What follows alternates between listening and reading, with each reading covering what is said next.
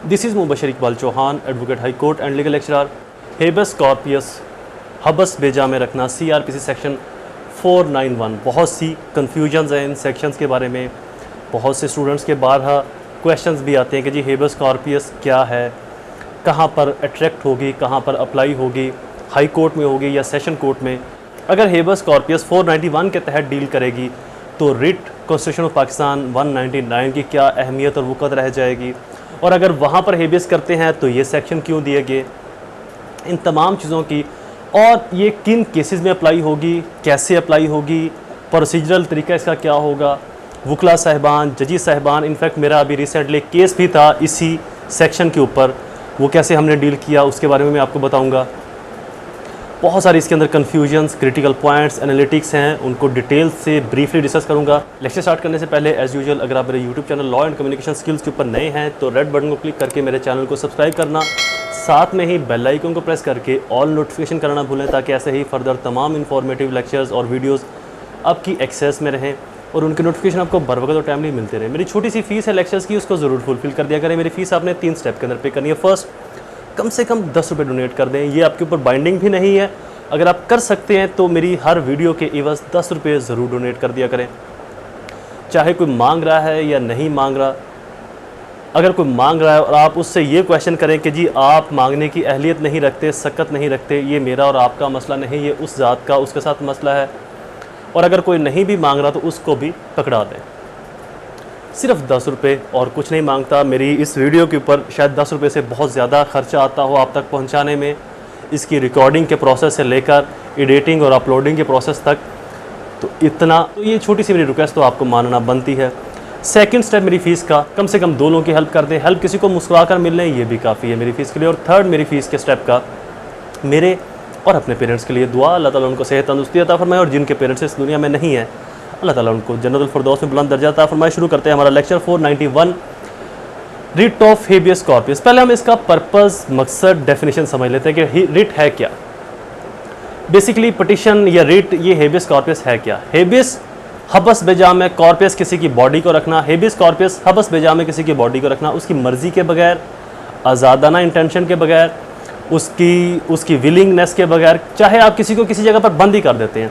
अच्छा, यहाँ पर एक और चीज़ आपको बता दूँ कि हबस बेजा के अंदर सिर्फ ये नहीं कि कोई गैर अननोन बंदा ही आपको किसी जगह पर डिटेन करे या रॉन्गफुल रिस्ट्रेन करे, रॉन्गफुल कन्फाइन करे।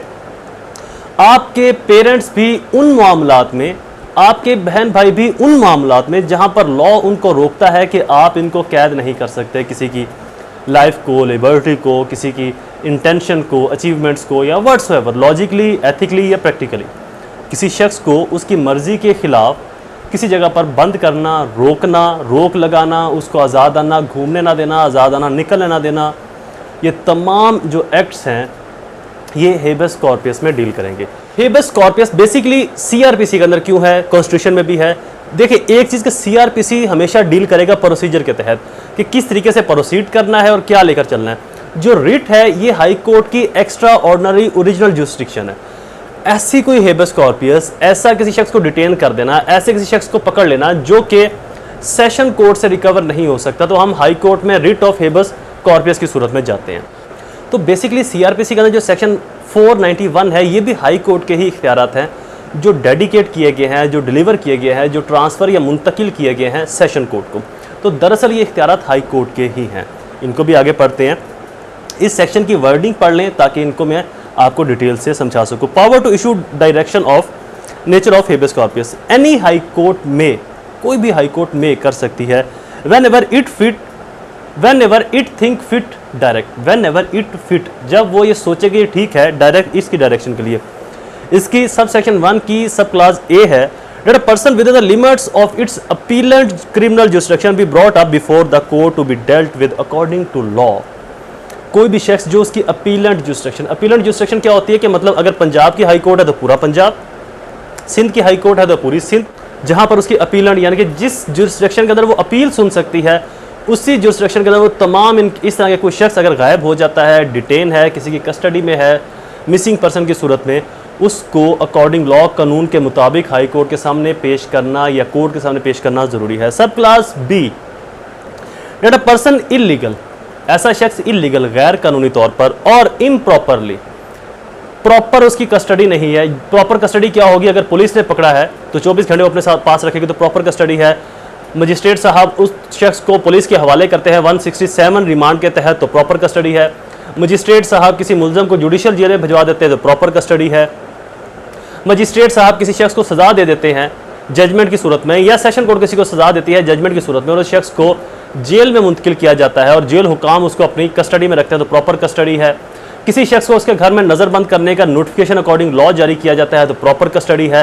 तो ये प्रॉपर कस्टडी की सूरत में अगर किसी को रखा गया है तो ठीक, ये नहीं कह सकते कि ये फलां बंदे जेल हालाने पड़े है तो इन्हों भी कढ़ा दो बाहर। प्रॉपर कस्टडी मीन टू से कि लीगल वे के अंदर उस शख्स को कस्टडी में रखा हुआ है तो प्रॉपर है।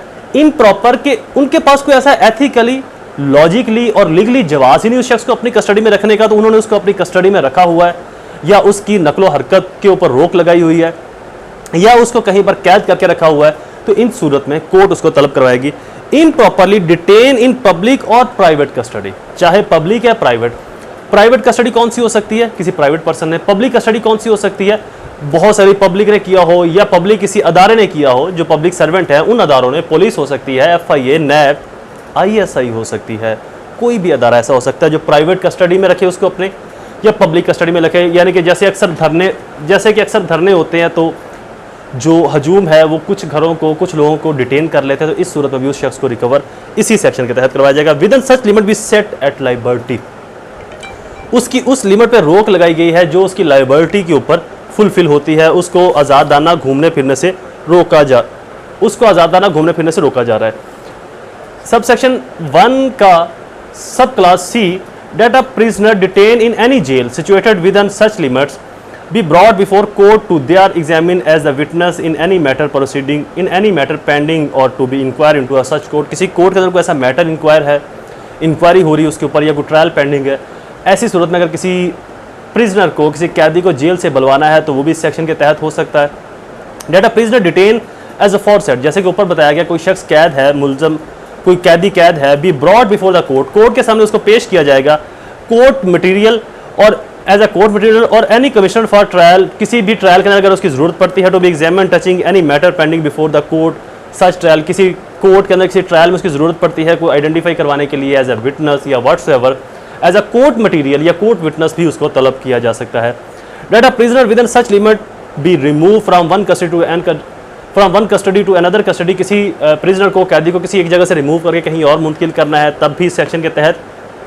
Let the body of defendant within such limit be brought in on a sheriff returns of capi corpus to writ of attachment। Sheriff कहते हैं बैलफ को, जो कोर्ट का नुमाइंदा होता है। कोर्ट किसी को भी अपना नुमाइंदा, अपना बैलफ मुकर्रर कर सकते हैं। किसी भी शख्स को जब कोर्ट में बुलवाया जाएगा या किसी शख्स को रिकवर करवाने के लिए जब भिजवाया जाता है तो शेरिफ को भिजवाया जाता है, बैलफ को भिजवाया जाता है, वो वहाँ पर जाकर, जैसे कि हम आमतौर पर वकला, अगर किसी पुलिस वाले ने किसी शख्स को गिरफ्तार किया और गिरफ्तारी नहीं डाली, दर्ज नहीं किया अपनी पुलिस डायरी के अंदर उस शख्स का नाम, रोज़ नामचे में उस शख्स का नाम दर्ज नहीं किया और उसको गैर कानूनी तौर के ऊपर थाने में रखा हुआ है, तो इस दौरान वकला इस 491 की एक हेबियस पटिशन फाइल करते हैं सेशन कोर्ट में।